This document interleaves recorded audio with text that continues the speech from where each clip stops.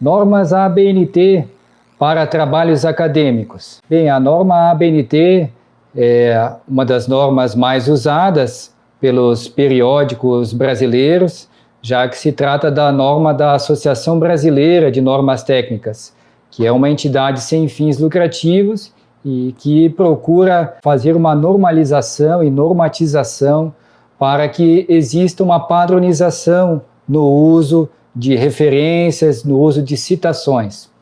Qual é a importância de a gente normalizar documentos? Não é uma mera formalidade. Já sabemos que a escrita científica ela procura ter formas de fundamentar os seus argumentos.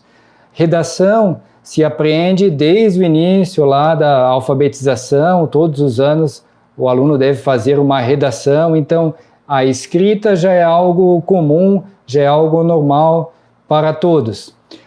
O que acontece quando entra na universidade é que a forma de escrita é um pouco diferente.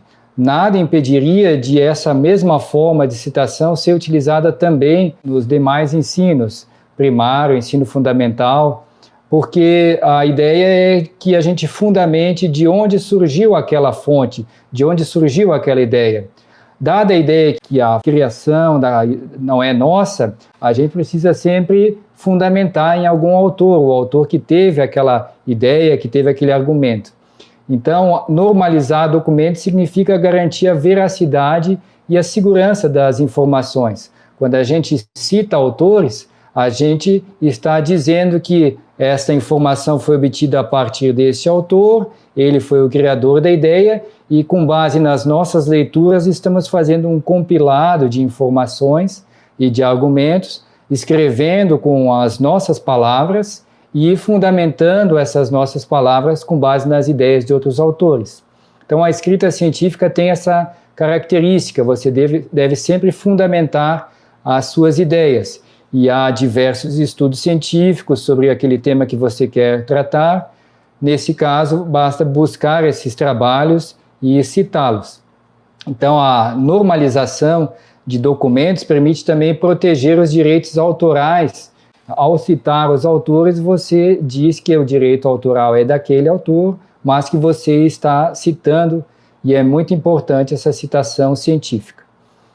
Permite também facilitar a circulação de informações, circulação de dados em diversas fontes de informação, informações primárias, secundárias ou terciárias. Há muitas possibilidades para a replicação científica, você pode utilizar o mesmo método que outro autor utilizou. Se a gente não pudesse fazer isso, cada pessoa que fosse escrever o seu trabalho teria que criar o seu próprio método, criar o seu próprio tema, e isso não seria possível, pois no mundo nós temos diversas pessoas escrevendo artigos diariamente.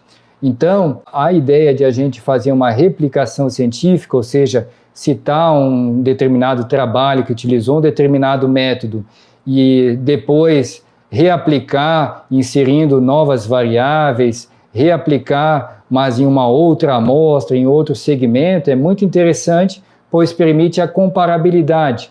Mas, para que a gente possa fazer essa comparabilidade entre o nosso resultado do nosso artigo científico, com o artigo de outro autor, o autor que teve a ideia, nós precisamos sempre citar a fonte, citar esse autor e os outros que tiveram as ideias parecidas ou que reaplicaram também em outras amostras.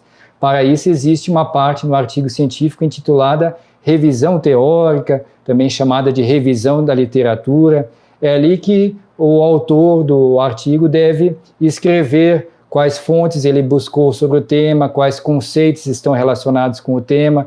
Como os conceitos não são do autor, ele deve citar sempre os autores que o criaram. Ali também o autor deve destacar os resultados de pesquisas anteriores sobre essa temática, deve fundamentar uma teoria, buscar uma teoria de base que possa fundamentar o método que seja utilizado. Então, a ideia é que você pode utilizar informações secundárias, ou seja, de outros autores, mas você pode utilizar também informações primárias, ou seja, que você mesmo elaborou. E a ideia da normalização é evitar a duplicidade de fontes, isso permite uma padronização. Então, a padronização é sempre muito importante. Aqui uma questão da etimologia. Alguns falam em normalizar e outros falam em normatizar. Então, vamos a cada um desses dois conceitos. Normatização é o ato de criar normas. Então, a ABNT, por exemplo, pode criar uma norma técnica para um formato de citação. Então, essa normatização é a criação de normas e a normalização é o processo de aplicação dessas normas, no intuito de facilitar o acesso a qualquer atividade específica. Então, no caso, a ABNT elabora as normas, a APA também pode elaborar as normas, Vancouver tem um formato de normas, e a normalização é o ato de seguir essas normas, aplicar essas normas na prática. Normalização, então, é o ato ou efeito de normalizar, de estabelecer normas, uniformizar e padronizar. Todos nós ganhamos com a padronização, com a uniformização dessas normas. Assim, a gente, ao ler um artigo, consegue verificar que ele tem o mesmo padrão de outro.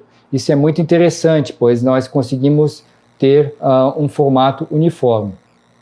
E essa normalização fixa as condições exigíveis pelas quais devem ser referenciadas as publicações mencionadas num determinado trabalho, deve relacionar toda a bibliografia, por isso que ao final de cada artigo científico, ao final dos livros, costuma ter uma parte intitulada referências, também chamada de referências bibliográficas, ou seja, lá o autor destaca todos os autores que ele citou. Todos os autores que ele citou ao longo do seu texto, ele elenca também ao final.